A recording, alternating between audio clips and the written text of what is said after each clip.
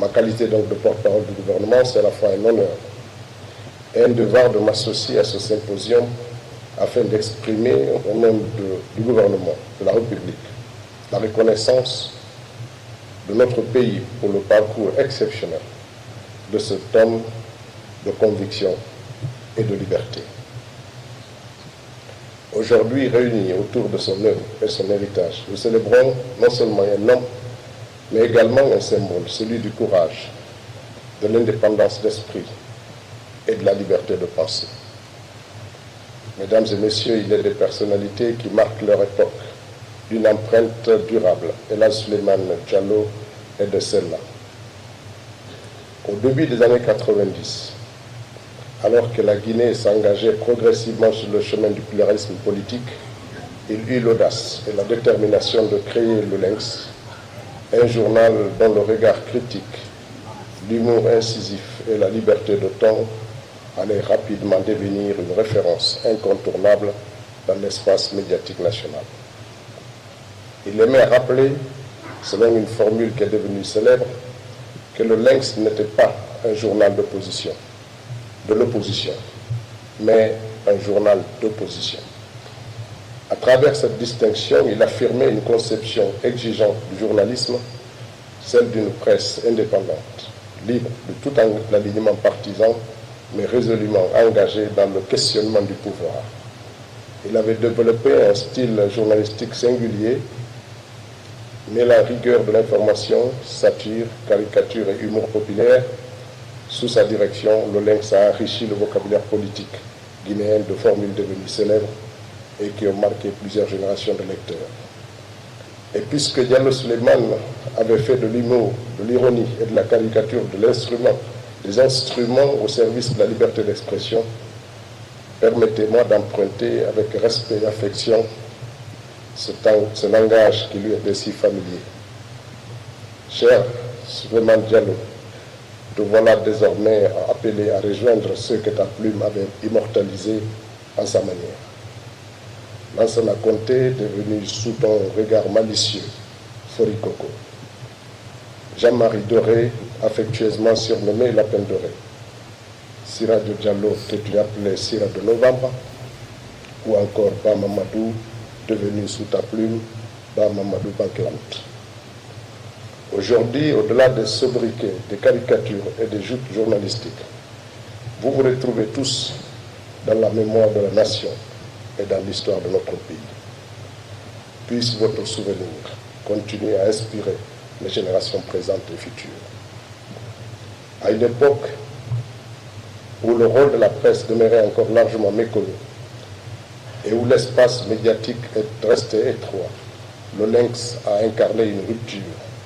Il a démontré qu'une presse critique, libre et responsable était non seulement possible, mais indispensable au fonctionnement d'une société ouverte. Au fil des années, ce journal est devenu une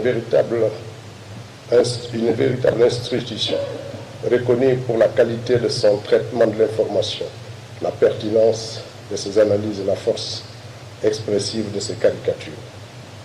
En fondant le Lynx, tu n'as pas seulement créé un journal, tu as fondé une école de pensée et contribué à façonner une culture journalistique dont l'influence demeure perceptible dans notre pays.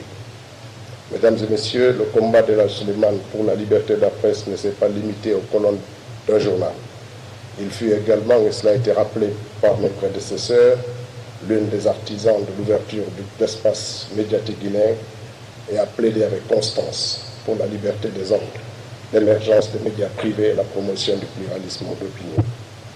Son engagement au sein du Conseil national de la transition en 2010 lui permit de contribuer aux réflexions ayant conduit à l'adoption des textes fondamentaux consacrant la liberté de la presse et renforçant l'environnement juridique des médias dans notre pays. Par son action, il a contribué à créer les conditions et à favoriser l'émergence des radios et télévisions privées qui enrichissent encore aujourd'hui le paysage médiatique. Mesdames et messieurs, l'une des dimensions les plus remarquables de son héritage demeure sans doute son rôle de formateur.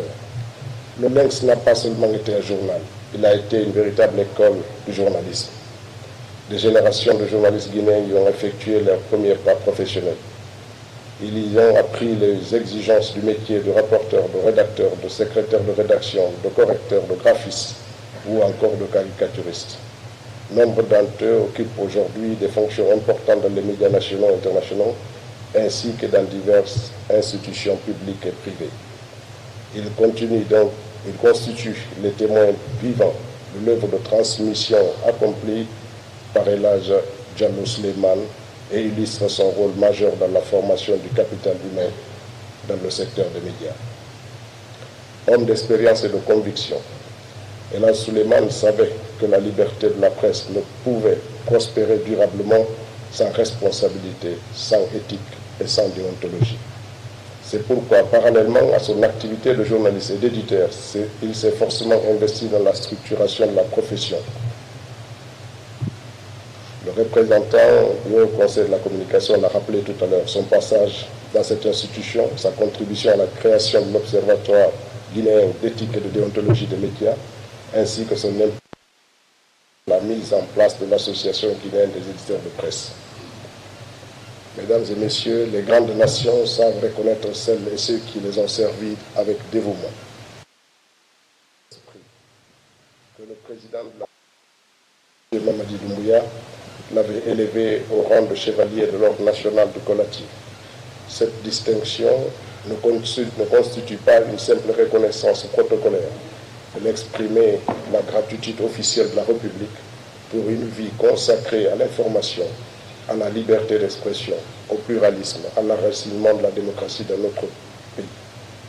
Au regard de nombreux témoignages de respect et d'admiration qui lui ont été rendus de son vivant, comme après son décès, nous pouvons affirmer qu'El Hadj Souleymane a reçu les hommages dus à son rang et à l'importance de son œuvre.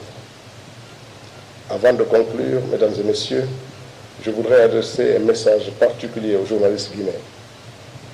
L'héritage laissé par El Hadj Souleymane Diallo constitue pour chacun d'entre vous une obligation morale et professionnelle, celle de poursuivre avec la même exigence, le même courage et la même intégrité la noble mission d'informer au service de la vérité et de l'intérêt général.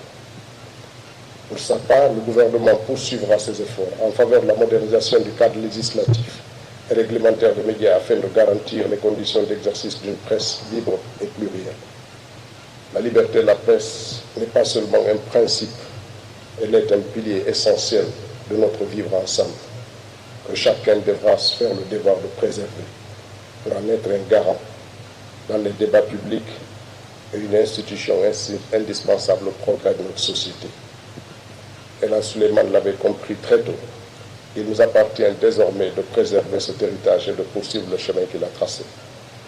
Aujourd'hui, alors qu'il nous quitte, il rejoint à son tour cette galerie de personnages, de figures politiques, publiques et de contemporains qu'il a observés, commentés, caricaturés et parfois bousculés dans sa plume inimitable.